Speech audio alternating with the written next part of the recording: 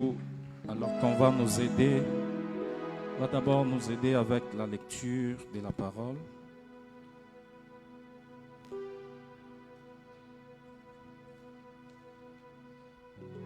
Ce matin,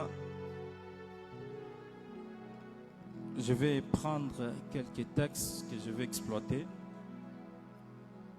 Je ne sais pas si j'ai un texte de base, je ne sais pas. Mais on va parler. On va commencer par Genèse chapitre 9.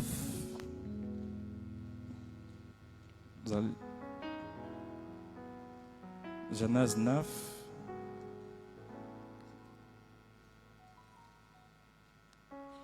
Du 8e au 17e verset.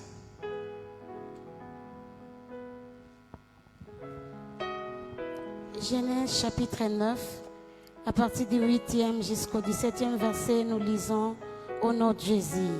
Amen. Dieu parla encore à Noé et à ses fils avec lui en disant: Voici, j'établis mon alliance avec vous, avec votre postérité après vous, avec tous les êtres vivants qui sont avec vous, tant les oiseaux que les bétails et tous les animaux de la terre, soit avec tous ceux qui sont sortis de l'arche, soit avec tous les animaux de la terre. J'établis mon alliance avec vous, aucune chair ne sera plus exterminée par les eaux du déluge, et il n'y aura plus de déluge pour détruire la terre. Et Dieu dit: c'est ici le signe de l'alliance que j'établis entre moi et vous, et tous les êtres vivants qui sont avec vous, pour les générations à toujours. J'ai placé mon arc dans la nuit, et il servira de signe d'alliance entre moi et la terre. Quand j'aurai rassemblé des nuages au-dessus de la terre, l'arc paraîtra dans la mer. Et je me souviendrai de mon alliance entre moi et vous, et tous les êtres vivants de toute chair, et les eaux deviendront plus un déluge pour détruire toute chair. L'arc sera dans la nuée, et je le regarderai pour me souvenir de l'alliance perpétuelle entre Dieu et tous les êtres vivants de toute chair qui est sur la terre. Et Dieu dit à Noé: tel est le signe de l'alliance que j'établis entre moi et toute chair qui est sur la terre. Parole de l'Éternel. Amen. Nous pouvons nous asseoir. Nous allons prendre notre écriture.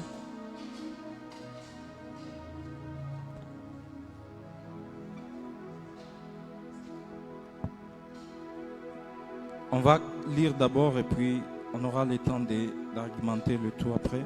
Juge chapitre 16. Nous allons lire les versets 18 et 19.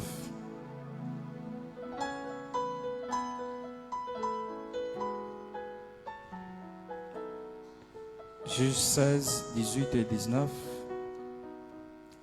Nous lisons au nom de Jésus. Amen. Delilah, voyant qu'il lui avait ouvert tout son cœur, envoya appeler les princes des Philistins et leur fit dire: montez cette fois, car il m'a ouvert tout son cœur. Et les princes des Philistins montèrent vers elle et apportèrent l'argent dans leurs mains. 19. Elle l'endormit sur ses genoux, et ayant appelé un homme, elle rasa les 7 tresses de la tête de Samson et commença ainsi à les dompter. Il perdit sa force. Amen. Amen. Et je vais lire ce texte. Ephésiens 4, le 30e verset, la Bible dit: n'attristez pas le Saint-Esprit de Dieu par lequel vous avez été scellés pour le jour de la rédemption, parole du Seigneur. Est-ce que nous pouvons acclamer pour Dieu?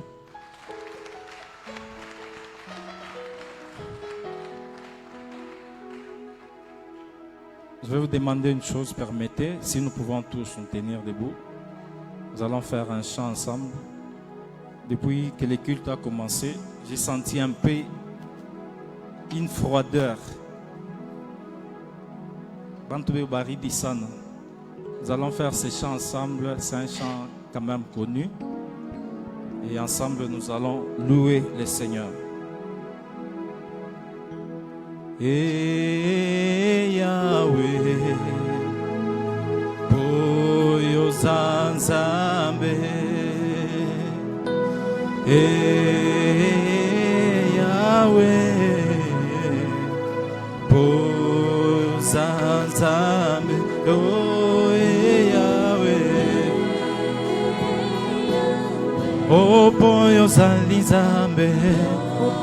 Si vous tapez les mains, ce n'est pas un péché. Oh, Yahweh, Boyo Zanzambe. Oh, Yahweh, oh, Boyo Zanzambe. Oh, Yahweh, ah, Boyo Zanzambe. Oh, Yahweh, ah, Boyo Zanzambe. Ah, je vais t'adorer, Seigneur, à chaque jour, à chaque heure. Sois élevé, mon sauveur. Oh, tu m'as réveillé ce matin. Combien me dit, combien je t'aime. Sois élevé, mon sauveur. Oh, Mungu nasali nyonso, natika losambo, kasi nyonso pamba. Oh, Satana sali nyonso, naboya masia, kasi nyonso pamba. Oh, Yahweh, Yahweh, Boyo Zanzambe. Oh, Yahweh, oh, Boyo Zanzambe. Oh, Yahweh, Yahweh, oh, Boyo Zanzambe. Oh, Alléluia, Amen. Alléluia, Amen. Alléluia, Amen. Oh, Alléluia, Amen. Alléluia, Amen. Alléluia, Amen. Oh, Alléluia, Amen. Alléluia, Amen. Alléluia, Amen. Oh, Alléluia, Alléluia, Alléluia, na Yeshua. Fais-le bien pour la gloire du Seigneur. Oh, Alléluia, Alléluia, Alléluia, na Yeshua. Ah, yana butu, yana moi, na kobangelo kote. Ah, yana butu, yana moi, toko bangelo kote. Oh, yemba alléluia, yemba alléluia, oh yemba alléluia, yemba alléluia, oh yemba alléluia, Hosanna alléluia, Hosanna alléluia, Hosanna alléluia, Hosanna alléluia, Hosanna alléluia, ah Hosanna alléluia, Hosanna alléluia, hey Hosanna alléluia, Hosanna alléluia, Hosanna alléluia, Hosanna alléluia, Hosanna alléluia, Hosanna alléluia, Hosanna alléluia, Hosanna alléluia. Est-ce que vous pouvez m'aider à acclamer très bien pour le roi des rois, les ressuscités? Non, acclame très bien ce matin pour Dieu. Je vais entendre un cri de joie pour le Seigneur. Waouh! Qu'est-ce qu'il est beau d'être dans la présence de Dieu. Nous pouvons reprendre nos places.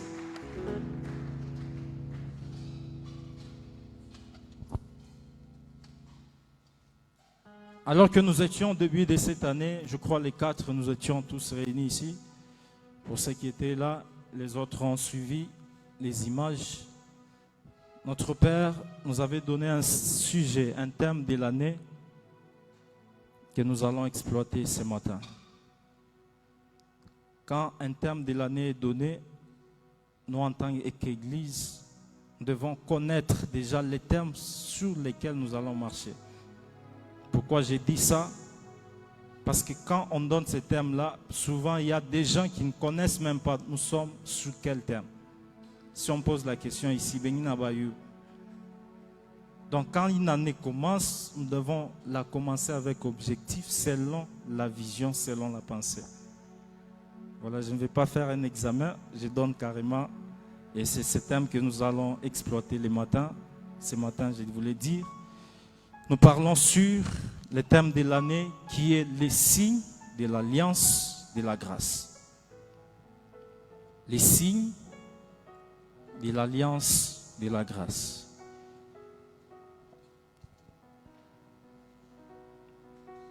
Je ne sais pas comment je vais évoluer ce matin. J'ai un canevas par rapport à comment j'ai travaillé mon message, mais je vais aller seulement selon que le Saint-Esprit va m'orienter. Et parce que nous parlons de ce thème, avant d'aller plus loin, j'aimerais introduire en disant à quelqu'un que le monde aujourd'hui est un monde qui marche avec des relations. Lorsque nous comprenons ces choses, nous allons bien aussi faire les choses. Nous sommes dans un monde qui fonctionne avec des relations et ces relations nous amènent des connexions. Quand il y a relation, il y a connexion. Et quand il n'y a pas relation, il n'y a pas non plus connexion. Lorsque nous décidons de nous connecter à quelqu'un, c'est-à-dire en quelque sorte, nous sommes en relation avec la personne. Et en passant, je dis à quelqu'un que nous devons veiller sur nos relations. Parce que les bonnes relations amènent des bonnes connexions. Mais les mauvaises relations amènent des mauvaises connexions. Au point où je peux aller jusqu'à dire que les mauvaises relations nous amènent dans des pertes pendant que les bonnes relations sont un gain, un bénéfice pour nous.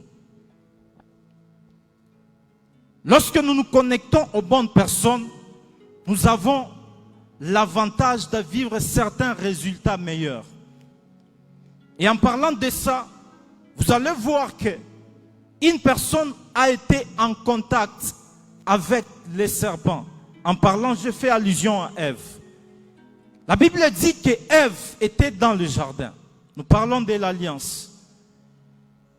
Ève était dans le jardin et là, elle rencontre le diable. C'est-à-dire, elle entre en connexion avec un monde étranger, les serpents. Lorsque Ève rencontre les serpents, parce que les serpents, c'est l'image d'une mauvaise connexion. Ses pensées sont détournées. Lorsque nous rencontrons de bonnes personnes, ces personnes peuvent être un avantage pour nous. Ça peut nous amener à vivre la différence, vivre une vie correcte. Or, Adam et Ève avaient une promesse. Et cette promesse était pour eux une alliance, si je peux dire ça comme ça, qu'ils devaient observer. Mais lorsque le diable se présente, Adam et Ève se retrouvent par terre. Donc, ils sont tombés. Pourquoi? Parce qu'ils ont fait alliance. Donc, ils se sont connectés avec des mauvaises personnes. Malheureusement pour eux, parce que c'était le diable lui-même. Cherchons à voir avec qui nous nous connectons. Cherchons à savoir avec qui nous sommes en amitié. Il y a des gens qui sont là pour nous aider à avancer. Il y a les gens qui sont là pour nous aider à tomber. C'est pourquoi j'anticipe déjà pour dire, lorsque Samson est tombé, nous avons lu Juge 16. Samson est tombé, non pas tout simplement parce que les cheveux ont été coupés. Je ne suis pas d'abord là. Mais les cheveux, ce n'est pas encore un problème. Mais Samson est tombé tout simplement parce qu'il était dans une mauvaise relation. Il avait connu une mauvaise connexion qui l'a fait chuter. C'est-à-dire, lorsque nous rencontrons de mauvaises personnes, surtout qui n'ont pas la chose de Dieu, faisons très attention. Samson va rencontrer cette femme. Avoir une femme, ce n'est pas un problème. Mais elle t'amène où? Avoir un mari, ce n'est pas un problème. Il t'amène où? Nous devons savoir où est-ce que nous allons. Est-ce la bonne direction ou pas? Lorsque nous ne comprenons pas ces choses, nous allons nous laisser entraîner par quoi que ce soit et nous serons des perdants. Plus tard, alors que Samson se retrouvait dans cette mauvaise connexion, la Bible montre que c'était fini pour lui. Lui qui pouvait encore réaliser de grandes choses avec Dieu. Lui qui pouvait encore avoir beaucoup de temps à œuvrer parce qu'il n'était pas encore vieux. Il avait encore de l'âge. Mais sa mission va s'arrêter. Il va s'arrêter là à cause d'une mauvaise connexion. Lorsque nous avons l'appel de Dieu, lorsque nous croyons en Dieu, sachons comment nous comporter. Sachons avec qui aller, sachons avec qui marcher. C'est pourquoi j'étais en train de lire un proverbe qui dit « Vaut mieux aller seul qu'être mal accompagné ». Lorsque je réfléchissais sur ces proverbes, c'est là que j'ai compris, ils se sont juste référés au texte d'un Corinthiens, chapitre 15, le verset 13. Qu'est-ce que ce texte dit? Lorsque nous lisons la Bible, elle dit « Ne vous y trompez pas. Les mauvaises compagnies corrompent le bon mœurs. » C'est-à-dire, le monde lui-même a compris ça. Ça peut être un adage, ça peut être un proverbe, mais qui a comme source la parole de Dieu. Pour dire, la parole de Dieu ne ment pas. Les mauvaises compagnies corrompent. C'est-à-dire, en d'autres termes, les mauvaises relations, les mauvaises connexions peuvent nous détruire. Nous devons faire attention. Et c'est là que nous pouvons nous poser la question. À qui sommes-nous attachés? Tu es attaché aux bonnes personnes ou aux mauvaises? C'est toi qui connais. Quand tu marches avec quelqu'un, tu dois les connaître. Et quand on connaît que celui-ci n'est pas dans la droiture, vaut mieux arrêter. Vaut mieux laisser. Il n'y a pas forcé. Alors que nous parlons des signes de l'alliance de la grâce, je vais aller avec la définition de ces quelques concepts qui vont nous aider à comprendre le message. Les signes de l'alliance de la grâce. Je vais commencer par le dernier mot qui est la grâce. Lorsque j'ai vu dans les dictionnaires, c'est écrit la grâce comme étant une faveur, comme étant la bonté.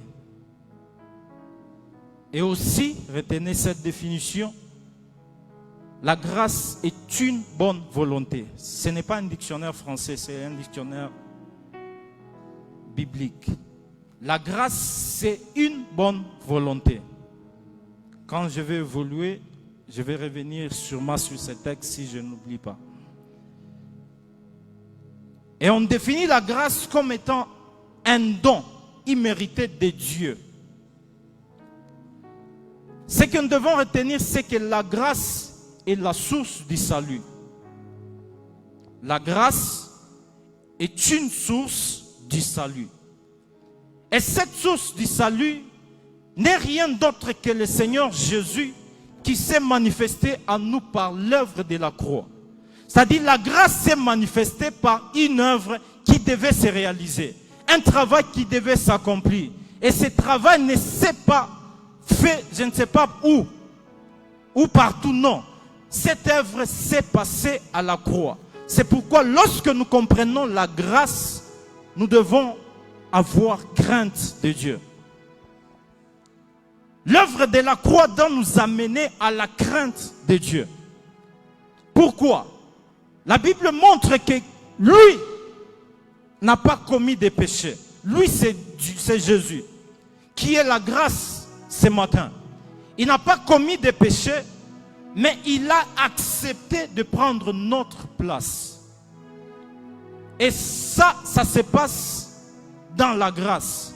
C'est-à-dire, il est lui-même grâce, il nous fait grâce, il nous fait participer à sa grâce. Lorsque nous avons péché, c'est nous qui devrions être condamnés. Mais il fait le contraire. Il veut que lui qui était innocent soit condamné à notre place. C'est pourquoi je répète encore pour dire à quelqu'un, lorsque tu comprends le poids de l'œuvre de la croix, nous avons raison de craindre Dieu. Ne pas comprendre l'œuvre de la croix, c'est-à-dire, c'est considérer que cette œuvre-là était vaine. Or, la mission a été faite. Si nous sommes là, ici réunis, c'est parce que quelqu'un a payé les prix. C'est parce que quelqu'un s'est donné. C'est parce que quelqu'un a accepté de payer les prix. Il nous a justifiés. Là, j'étais dans la grâce. Le deuxième terme plutôt, c'est l'alliance. L'alliance, c'est un pacte. L'alliance, c'est un pacte, c'est un engagement, c'est un accord, c'est un vœu. Et dans les dictionnaires bibliques, on dit aussi que l'alliance, c'est un testament. Je me répète, l'alliance, c'est un pacte, un engagement, un accord, un vœu, c'est aussi un testament. En parlant de l'alliance comme étant un pacte, vous allez voir qu'il y a des gens qui traitent des pactes avec d'autres divinités. Il y a des gens qui traitent des pactes, des alliances avec des mauvais esprits. Il y a des gens qui traitent des pactes ou des alliances avec les mauvais esprits, avec les démons. Et j'ouvre une parenthèse pour dire, ces gens-là, lorsqu'il faut qu'ils agissent, ils ne s'amusent pas. Lorsque quelqu'un a traité alliance avec des démons, avec le diable, faites attention avec cette personne. Je ne le dis pas pour l'encourager, mais pour vous montrer que nous devons faire attention. Parce que ces gens-là sont prêts à nous faire du mal. Le monde spirituel tourne de telle sorte que même si tu n'as pas un problème contre le diable, lui, il va se lever contre toi. Heureusement, parce que nous parlons de l'alliance, j'aimerais dire à quelqu'un, heureusement pour nous, parce que nous n'avons pas à faire alliance avec les démons, nous n'avons pas à faire alliance avec les esprits mauvais, mais nous avons à faire alliance au Créateur Jésus, Dieu lui-même. L'alliance de la grâce n'a rien à voir avec le démon. L'alliance de la grâce n'a rien à voir avec les mauvais esprits. Mais l'alliance de la grâce, c'est une alliance que nous avons entre nous et Dieu lui-même. C'est-à-dire nous sommes les plus heureux parce que nous avons traité alliance avec celui qui est au-dessus de tout. Ah, quelqu'un ne m'a pas compris. Même si les sorciers peuvent être forts, même si les démons peuvent s'élever, quel que soit leur nombre, en Jésus, nous sommes plus que vainqueurs.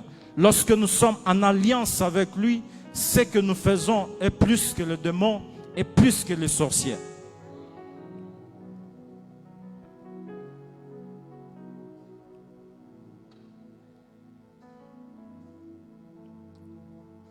Retenons que Dieu a conclu l'alliance, ce n'est pas avec les anges, ce n'est pas avec les archanges, mais c'est avec les humains.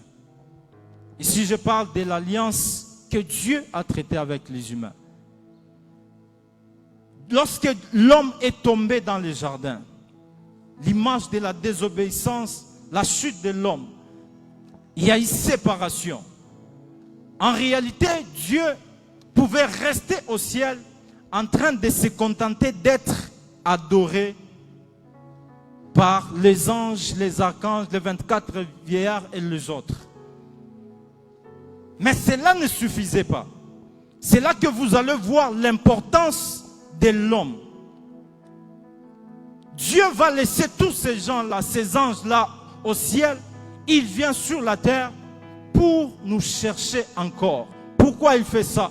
Parce qu'il sait que l'homme n'est pas n'importe qui. L'homme a de la valeur devant Dieu.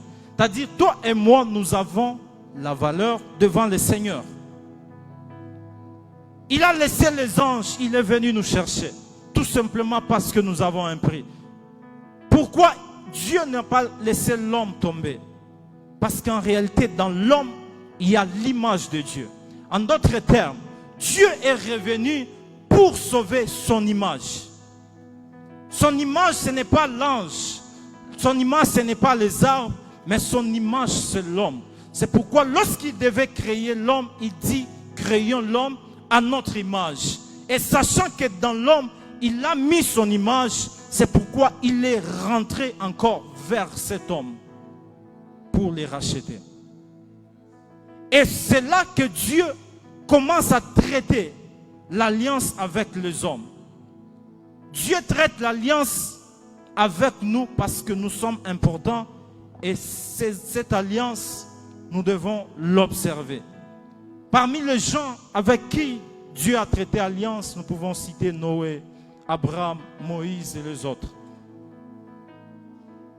Il a traité alliance avec ces gens-là.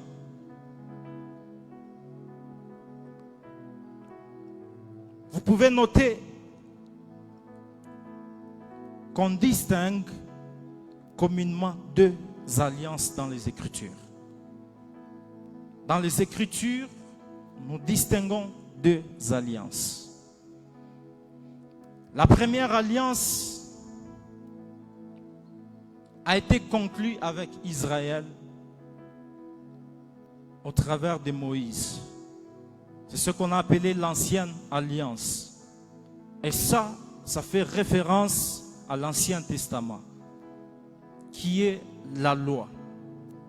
Et en dehors de cette première alliance ou l'ancienne alliance, il y a la nouvelle alliance qui a été inaugurée par Jésus-Christ seul. Je suis en train de parler comme ça pour ceux qui écrivent. Kama Wandjike, vous allez nous comprendre. Vous allez nous patienter, nous qui écrivons. J'avais envie de prêcher, mais je sens comme s'il faut que j'enseigne. La nouvelle alliance, ce qu'on appelle aussi le Nouveau Testament aujourd'hui, l'image de la grâce. Comme je disais, la grâce, ce n'est pas seulement une faveur, mais c'est un homme. Et cet homme, c'est Jésus. Quand cet homme, qui est la grâce, Jésus, s'élève, il y a quelque chose qui se passe.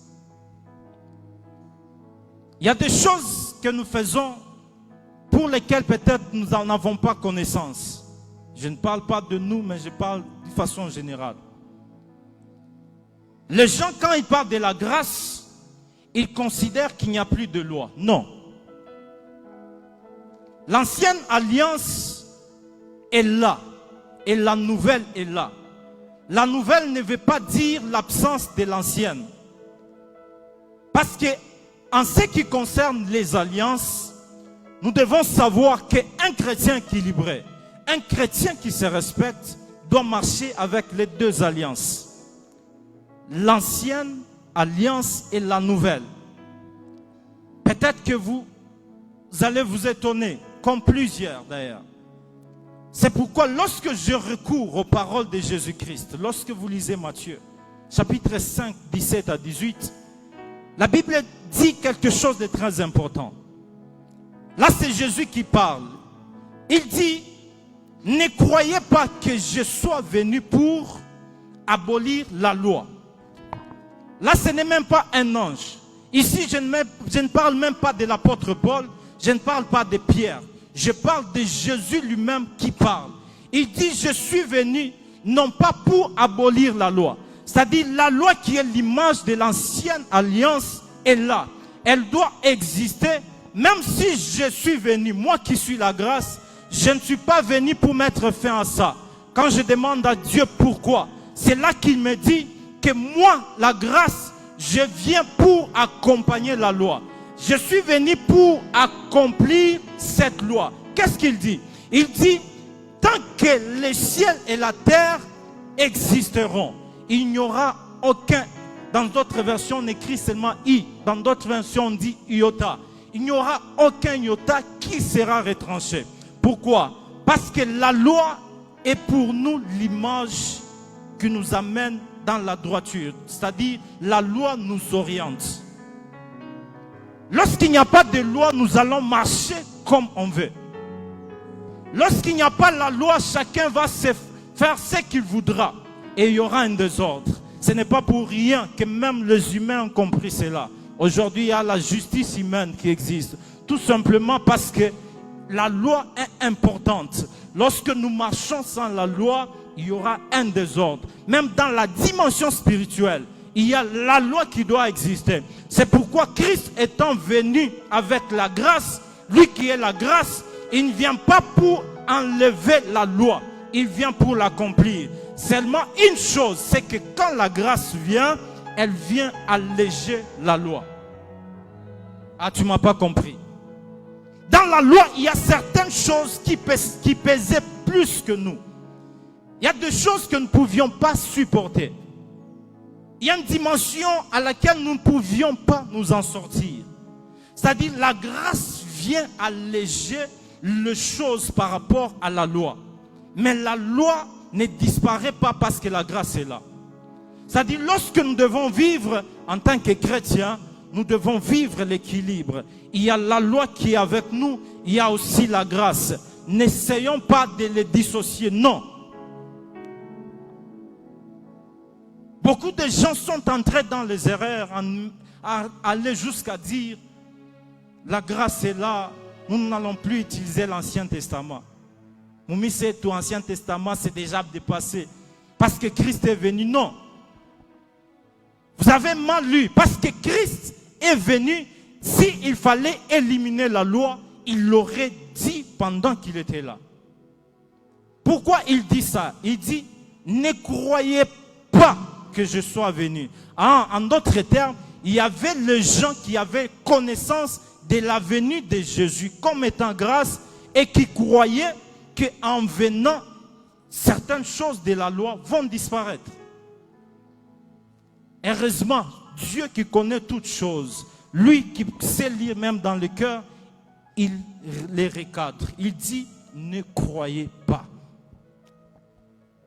La grâce est là, mais nous allons aller avec le deux. Et la grâce et la loi. Ici, je ne parle pas des lois de nos familles. Ici, je ne parle pas des lois liées à nos coutumes, non. Peut-être ces choses-là peuvent disparaître, oui. Ici, je parle de la loi de Christ. Ce n'est pas pour rien qu'il pouvait faire ces lois, les écrire sur les tables et dire à Moïse, va dire à ce peuple, va leur donner, va ainsi de suite. Ça, c'est la loi de Dieu, et la loi de Dieu ne va jamais disparaître tant que les ciels et la terre subsistent. Nous avons lu dans Genèse 9 l'histoire de Noé. Dieu dit à Noé, fabrique-toi l'arche, entre avec, il lui donne beaucoup de détails. Noé fait les choses telles que Dieu le lui avait demandé.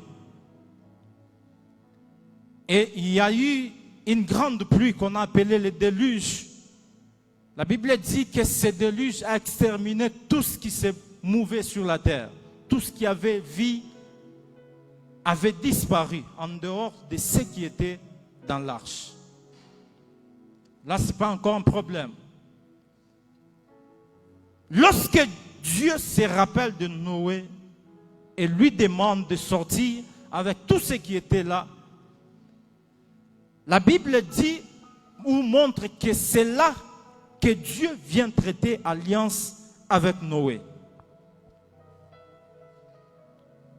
Dieu dit à Noé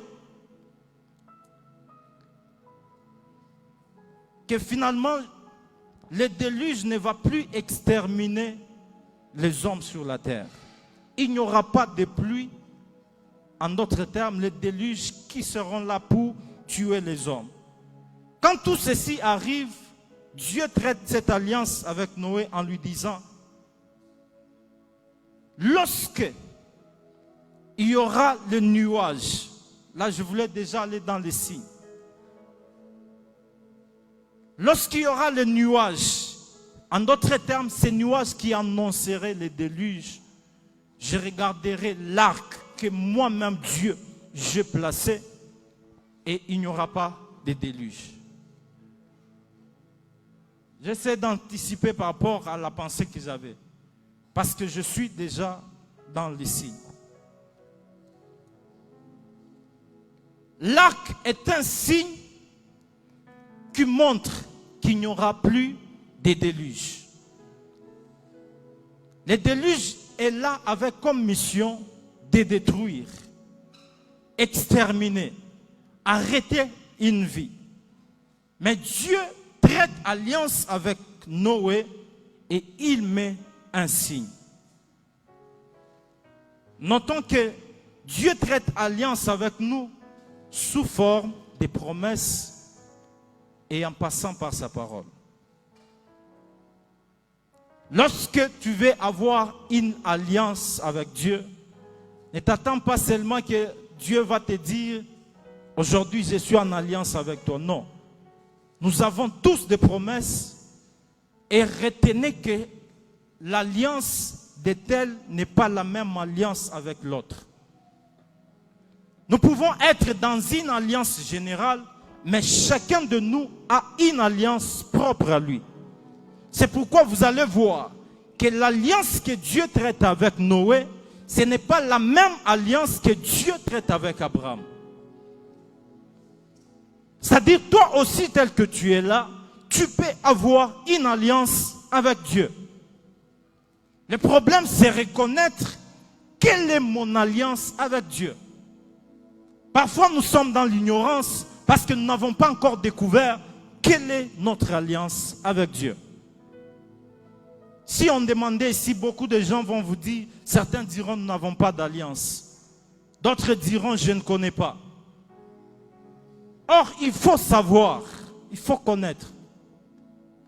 Nous devons connaître quelle est notre alliance avec Dieu. Lorsque tu connais ton alliance avec Dieu, tu vas marcher différemment. Celui qui connaît ou qui est en alliance avec Dieu ne marche pas comme tout le monde. C'est là que je peux dire qu'avant l'alliance, il y a un comportement et pendant l'alliance, il y a un autre comportement. Lorsque tu commences avec Dieu, il y a une façon de se comporter. Quand Dieu te promet, te parle, te dit ce que tu dois faire, cela devient une alliance pour toi et le comportement doit automatiquement changer. Si étant dans l'alliance, tu te comportes comme avant l'alliance, c'est que tu es quelque part encore dans l'erreur. C'est comme ça que lorsque Dieu appelle Saul, vous allez voir que Saul ne vient pas pour détruire encore les enfants de Dieu, non. Avant son appel, il était dans un autre monde où il pouvait tourmenter l'église. Mais lorsque Dieu l'appelle et lui donne la mission, c'est-à-dire lorsqu'il entre maintenant dans l'alliance de Christ, son comportement change. Et ce que j'aime, c'est qu'il dit même des choses que je n'ai pas entendu dire lorsqu'il était de l'autre côté. Il va dire, même s'il faut que je meure pour l'évangile, je vais mourir. Lorsque nous sommes dans l'alliance avec Dieu, les comportements n'est plus le même. En d'autres termes, même notre marche, notre attitude doit changer. Il y a des gens qui sont dans l'alliance avec Dieu, mais la même attitude, quand ils étaient dans le monde, est en train de les accompagner. Lorsque nous sommes véritablement chrétiens, nous devons revoir notre marche. Est-ce que notre marche a-t-elle changé ou pas? Si la marche n'a pas changé, c'est là que tu dois chercher encore les brisements. Il y a deux clauses à respecter lorsque nous sommes dans une alliance. Ça, c'est lié au comportement. Lorsque tu es dans une alliance, tu dois savoir qu'il y a deux choses que je dois faire et il y a deux choses que je ne dois pas faire. C'est pourquoi lorsque nous rentrons dans le juge, la Bible dit que Dieu apparaît à Manoah, qui est le père de Samson, pour lui montrer ce qu'il doit faire. Ce que sa femme devait faire, parce que Dieu a commencé par la femme. C'est-à-dire, il y avait certains interdits qu'il devait observer afin de rester dans l'alliance. C'était une promesse pour les parents qui devaient accompagner l'enfant. Et quand on a la promesse, on est dans l'alliance, nous devons tenir compte de certains interdits. C'est pourquoi les hommes forts, permettez que je dise ça, dans le monde, dans l'autre monde, ils respectent beaucoup ce qu'on leur dit. Parfois, l'Église n'est pas très forte parce que nous agissons toujours au nom de la grâce. Au nom de la grâce au point où nous désobéissons à Dieu. Quand Dieu a besoin de nous, nous sommes prêts à lui mettre en attente parce que nous avons autre chose à faire. Et ça rend notre alliance faible. Il y a certaines choses que nous faisons qui affaiblissent notre alliance. C'est pourquoi nous devons veiller sur ce que nous faisons. Lorsque je rentre dans le juge que nous avons lu, 16, 19, 9 à 17, la Bible montre que Samson savait ce qui faisait sa force. C'est-à-dire, il était déjà dans l'alliance avec Dieu. Il avait des interdits, il savait. Mais il va commettre une erreur. L'erreur, c'est dévoiler les signes qui font sa force. Lorsque nous sommes dans l'alliance avec Dieu, nous ne sommes pas obligés de les témoigner à quiconque qui passe devant nous. C'est pourquoi j'étais en train de parler au début des relations. Samson va faire confiance à sa femme en lui ouvrant tout son cœur par rapport à ce que Dieu lui avait dit.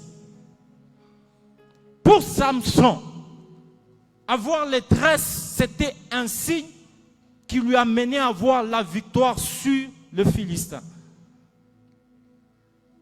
Et il va dévoiler ses secrets à l'ennemi. Permettez que je dise ça. Lorsque l'ennemi connaît ta faiblesse, facilement il peut t'avoir.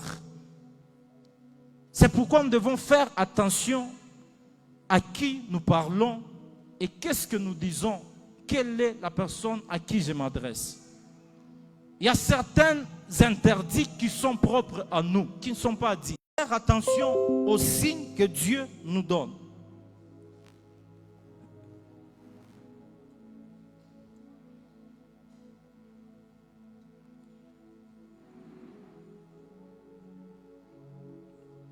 Les signes d'alliance peuvent être étouffés. C'est pourquoi, lorsque nous revenons dans les textes que j'ai lus d'Éphésiens chapitre 4, 30, vous allez voir, la Bible dit, n'attristez pas le Saint-Esprit. Ça, je vais y toucher vers la fin parce que je suis en train d'atterrir. Mais sachant que les signes peuvent être étouffés. Il y a des gens qui sont dans l'alliance avec Dieu qui ne connaissent pas ce qui fait leur force. J'étais en train de le dire.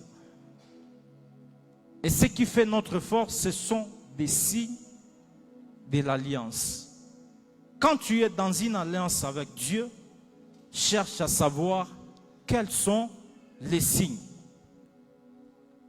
Quels sont les signes? Et ces signes peuvent être peut-être un interdit pour toi. Lorsque tu connais ton alliance avec Dieu, tu veilles sur cette alliance-là. Tu vas veiller. Lorsque tu ne veilles pas, facilement tu fais souffrir l'alliance. Dieu traite alliance avec Abraham. Lorsque vous lisez, vous allez voir avec moi qu'en traitant alliance avec Abraham, Dieu utilise un signe que nous connaissons bien. Il dit,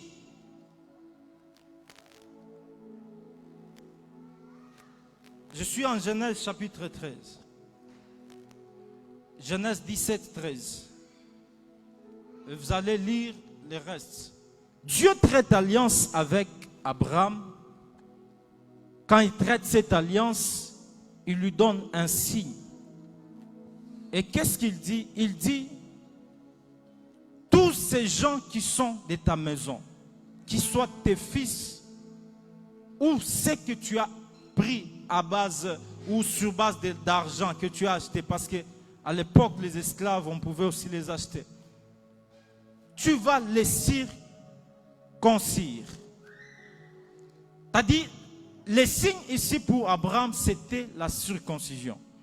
Aujourd'hui, si nous allons dans le domaine du médical, nous allons voir qu'on a pris ces signes comme quelque chose pour garder la pureté, ainsi de suite. Mais au départ, c'était un signe d'alliance que Dieu lui-même avait donné. Dieu dit à Abraham, circoncis ces gens de ta maison. C'est là que je parle de la circoncision comme étant signe de l'alliance.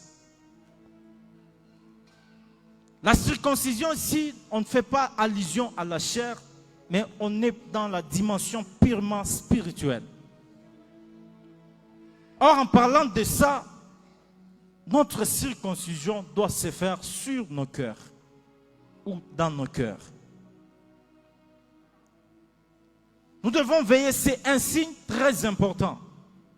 Beaucoup de gens se disent circoncis, cependant ce qui se passe dans leur cœur montre qu'il n'y a pas de circoncision de leur cœur. Nous devons veiller sur ça. C'est très important, la circoncision. Qu'est-ce que la circoncision avait à faire dans la maison d'Abraham?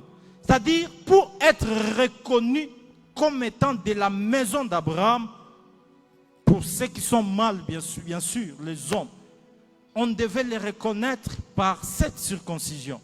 En d'autres termes, la circoncision comme étant signe de l'alliance nous amène à être reconnus dans la maison du Père. Je ne sais pas si on se fait entendre. La circoncision comme étant signe de l'alliance faisait en sorte qu'on reconnaisse ces gens-là comme appartenant à Abraham.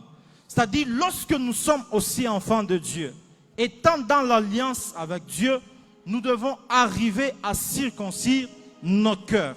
Et lorsque nos cœurs sont circoncis, cela devient un signe que nous appartenons à Dieu. Lorsque vous n'êtes pas circoncis, même votre marche, nous allons la voir. Or, déjà, quand on se voit que ta marche n'est pas conforme avec la marche de Dieu, c'est que tu n'es pas encore circoncis. Par conséquent, tu n'appartiens pas au royaume de Dieu. Quel est l'état de nos cœurs? Sommes-nous circoncis ou pas? Quel est le signe qui nous accompagne? Là, c'était un des points. La circoncision, signe de l'alliance. Le deuxième signe que je vais prendre, il peut y en avoir autant. Moi, je donne selon que j'ai reçu du Saint-Esprit. Un autre signe, lorsque je rentre dans Juge, Dieu en parlant à Noé, il dit, je mets comme signe l'arc. L'arc, je n'ai pas vraiment cherché, ça veut dire quoi tout ça. Mais j'ai trouvé dans une version où on parle de l'arc-en-ciel. En réalité, l'arc dont Dieu parle, là, c'est l'arc-en-ciel. C'est pourquoi vous allez voir, dans le naturel, lorsque une grande pluie menace et qu'il y a l'apparition de l'arc-en-ciel, les choses sont apaisées. Au point où, peut-être, vous l'avez été à côté. C'est-à-dire, Dieu a pris ça comme signe pour dire, il n'y aura plus de déluges qui vont tuer l'humain. Il n'y aura pas de déluge qui va tuer l'homme. Ce que j'aime, c'est que Dieu lui dit, même si il peut arriver que le déluge va tomber, l'arc lui-même va se placer. Je verrai l'arc apparaître. Quand l'arc va apparaître, je ferai quoi? Ma colère sera apaisée et il n'y aura pas de déluge. C'est qu'un des signes de l'alliance amène Dieu à l'apaisement.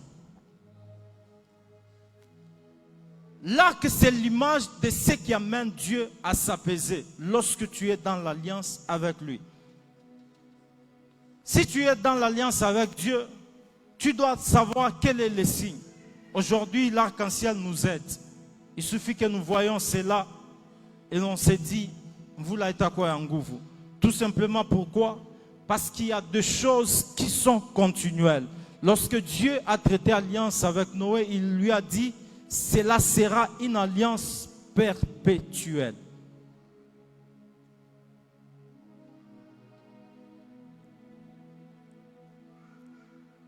Je suis sûr que nous sommes en train de nous comprendre. J'ai dit aujourd'hui, je suis en train d'aller comme un enseignant. Aujourd'hui, je ne prêche pas vraiment, je suis un peu calme. Nous devons veiller sur ça. L'arc-en-ciel était là pour apaiser Dieu. Lorsque Dieu pouvait voir l'arc-en-ciel, son cœur était apaisé. Il pouvait se rappeler que j'avais déjà exterminé une fois les gens de la terre, mais cette fois, je ne pourrai pas le faire. Pourquoi? Parce que je suis dans l'alliance avec cet homme. Et je prie que Dieu commence à attacher en nous des signes qui vont arrêter la colère de Dieu dans notre vie. Je prie que Dieu commence à démontrer des signes dans nos vies qui nous attestent que même la mort ne peut pas nous atteindre. En voyant l'arc, Dieu était en train de dire à Noé qu'il n'y aura plus de mort. C'est-à-dire, même s'il y avait des choses que j'avais, moi, Dieu, déjà prévu de faire, à cause de mon alliance, je ne le ferai plus. Et regarde ces signes. Regarde les signes. Est-ce que nous pouvons arriver à reconnaître les signes de Dieu pour notre vie, pour notre alliance? Parfois, si on ne connaît pas des signes, on va s'embrouiller pour rien. Il y a des signes qui sont physiques, mais qui ont des conséquences spirituelles. Rien n'empêche qu'il y ait aussi des signes qui sont spirituels avec des conséquences physiques.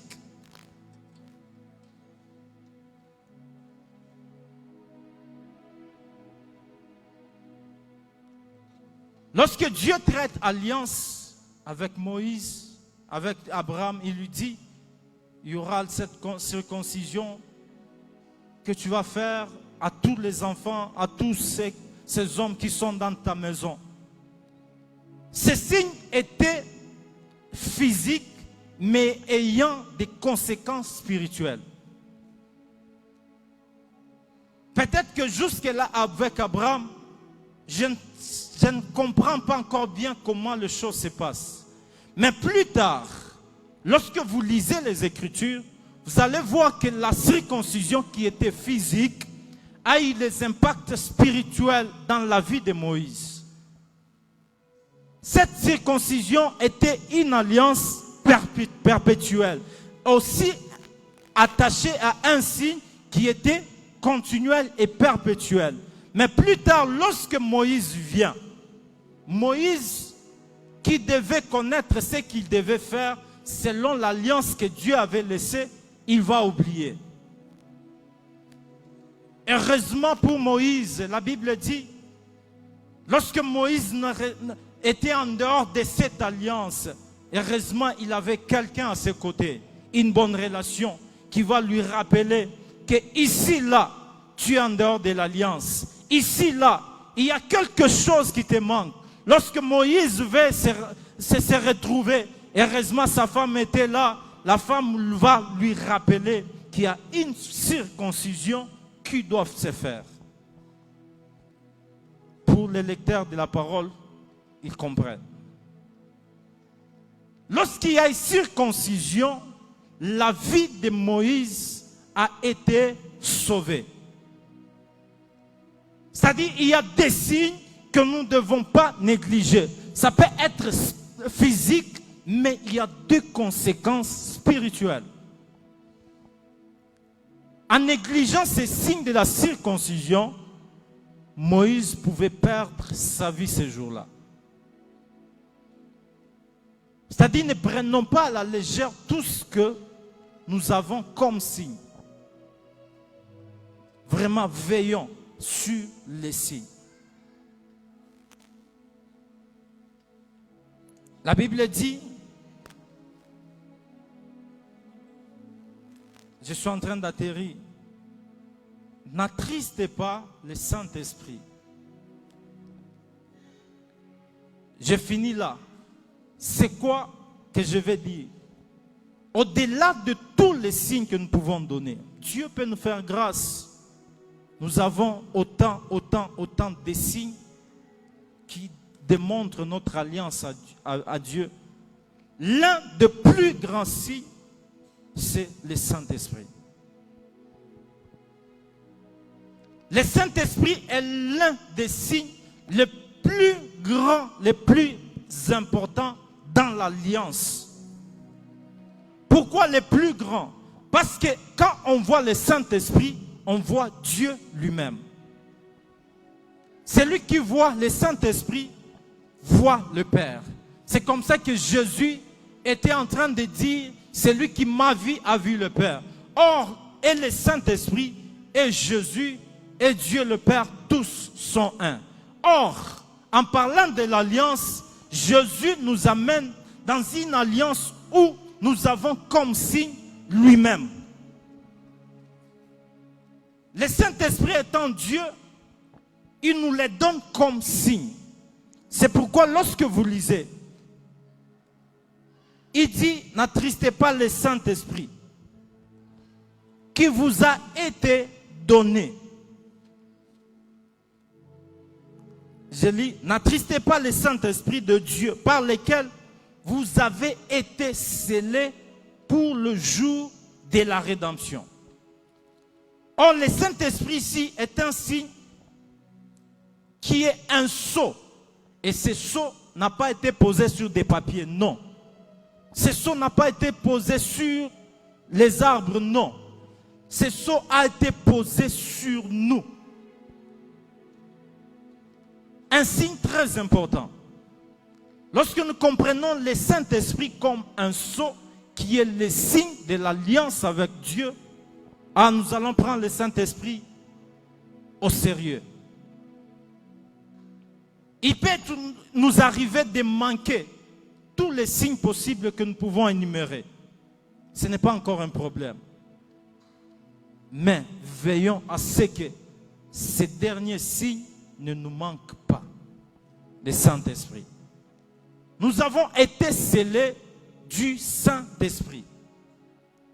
Et c'est un signe très important qui doit nous accompagner dans notre alliance avec Dieu. Lorsque Jésus lui-même devait rentrer, après avoir fini sa mission, il dit, je ne vous laisserai pas seul. Mais il se passe un temps où on sent que les disciples sont restés seuls. Cependant, il y a un sceau qui était en train d'être préparé. Lorsque ce sceau, qui est le signe de l'alliance de Dieu, arrive, il y a de grandes choses, des mystères qui se font. La Bible dit ce jour-là, lorsqu'ils étaient dans la chambre haute, il y a un bruit qui se fit entendre. Et ce bruit-là est venu pour annoncer les mystères de Dieu. Et comme étant signe de l'alliance, il y a des gens qui étaient là, ils étaient en train de s'étonner de ce qui se faisait. Lorsque le Saint-Esprit vient sur nous, comme signe de l'alliance, il y a des gens qui vont s'étonner parce que ces choses-là ne sont pas liées à leur monde. Ceux qui sont dans un autre monde vont s'étonner. Heureusement, il y a toujours quelqu'un qui peut rappeler au monde ce qui se passe. La Bible dit que Pierre prit la parole. Il a commencé à expliquer ce qui était en train de se passer. Il y a des gens qui ne vont pas te comprendre tout simplement parce qu'il y a un signe de l'alliance qui opère en toi, le Saint-Esprit. Et ce que le Saint-Esprit fait, il n'y a que celui qui est connecté à Dieu qui va le comprendre.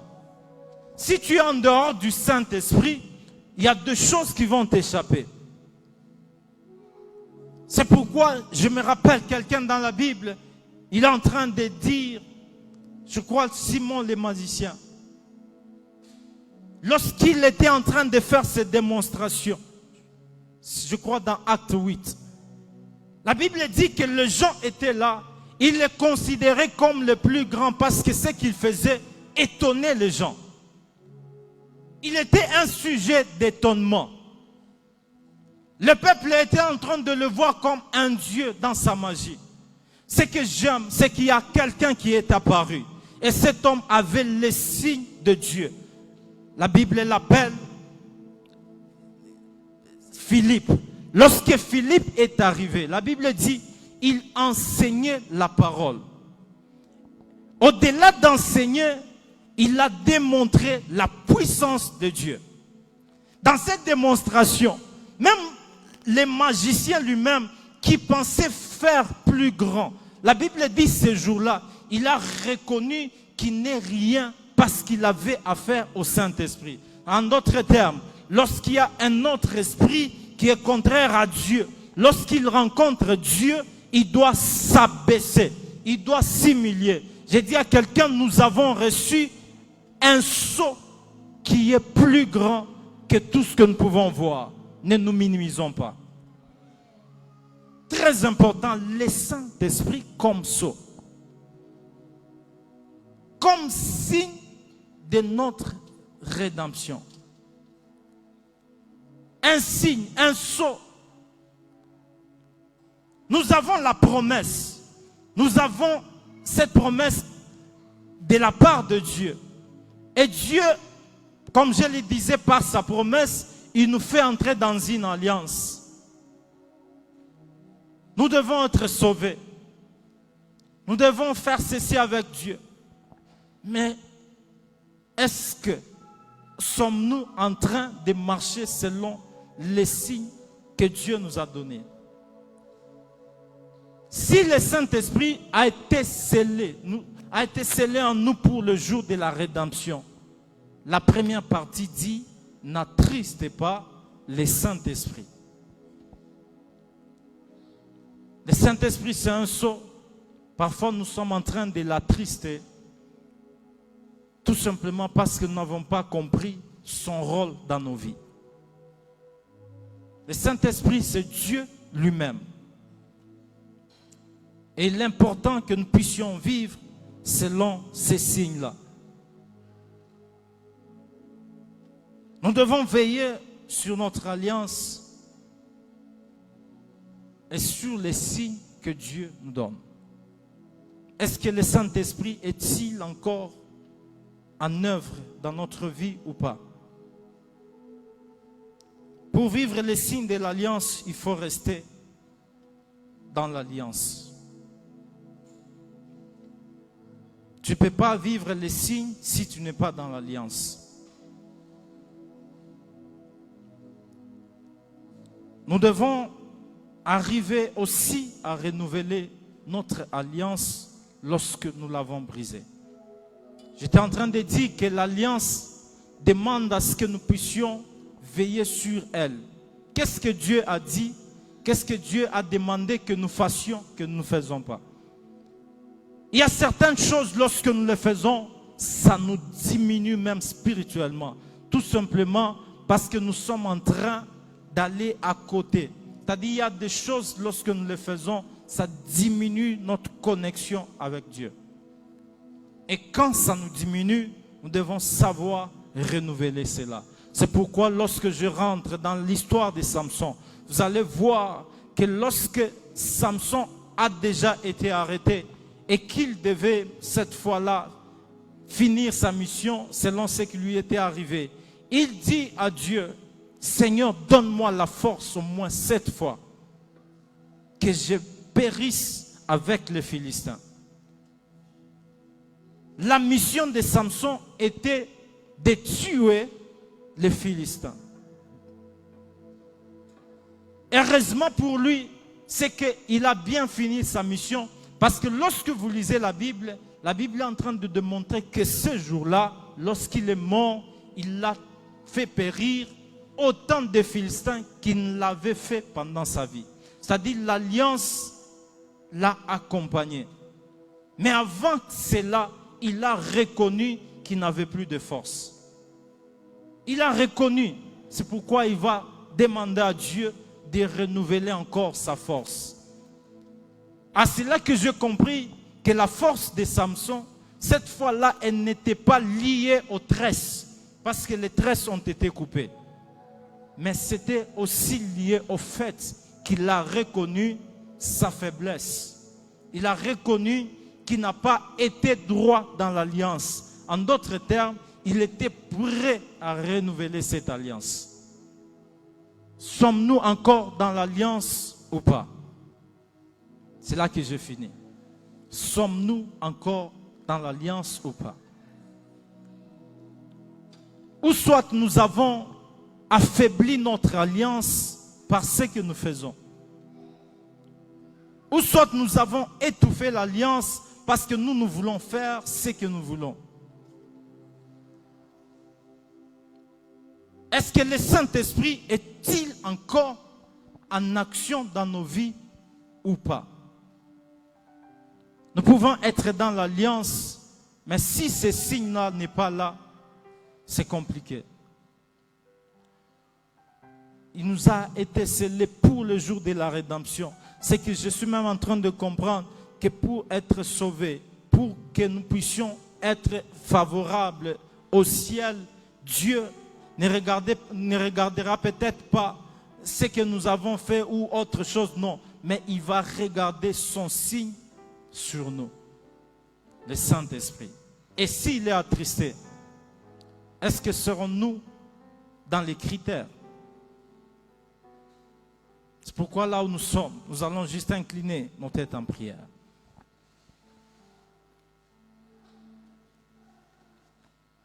Peut-être que la façon dont j'ai prêché, tu n'as pas compris.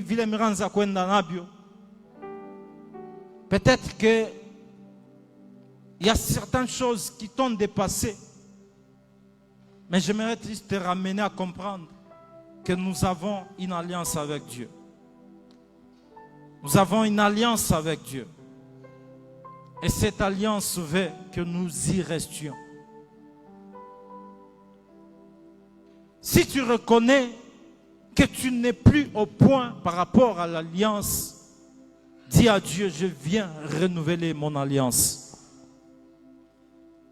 Avant cette prédication, j'ai entendu le pasteur Samuel parler. Cette interpellation veut seulement nous dire que quelque part, nous avons failli. Est-ce que pouvons-nous renouveler notre alliance avec Dieu? Il y a des gens qui ont commencé en esprit, mais qui aujourd'hui se retrouvent dans la chair. Il y a des gens qui ont commencé bien avec Dieu, mais qui aujourd'hui, Dieu est resté à gauche et ils sont à droite. Tout simplement parce qu'ils n'ont pas respecté l'alliance. Dans l'alliance avec Dieu, quels sont les interdits que Dieu t'avait donnés que tu n'as pas respectés? Toutes les fois que tu ne vas pas respecter les interdits, tu deviendras encore faible. Et ça va te demander encore beaucoup d'efforts. Dis à Dieu, Seigneur, je renouvelle mon alliance. Je ne vais pas marcher comme marche toute personne. Si avant l'alliance, je pouvais me conduire moi-même, je pouvais faire ce qui pouvait me passer par la tête, cette fois, j'aimerais marcher selon l'Esprit. Et que tes signes m'accompagnent. Est-ce que nous pouvons prier? Renouvelle ton alliance avec Dieu. Répare même avec Dieu s'il le faut.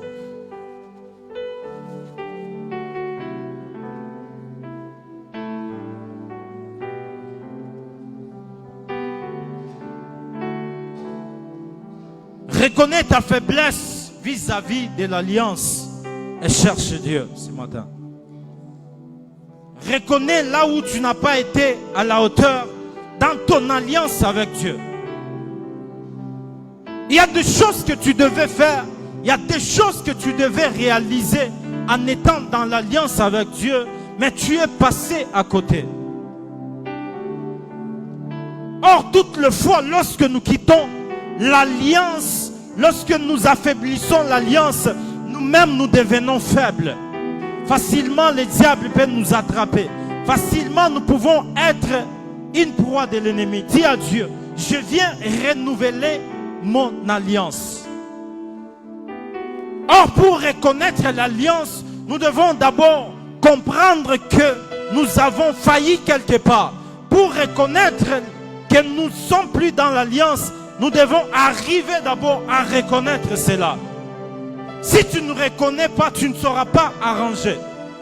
Si tu ne reconnais pas ton défaut, il est difficile que tu t'améliores. Or, dans notre alliance, il y a certainement quelque part où nous avons failli. Ah, j'aimerais que quelqu'un dise à Dieu, je vais renouveler mon alliance. Et par cette alliance, qui est des nouveaux signes qui vont s'attacher à moi, qui vont s'attacher à ma vie.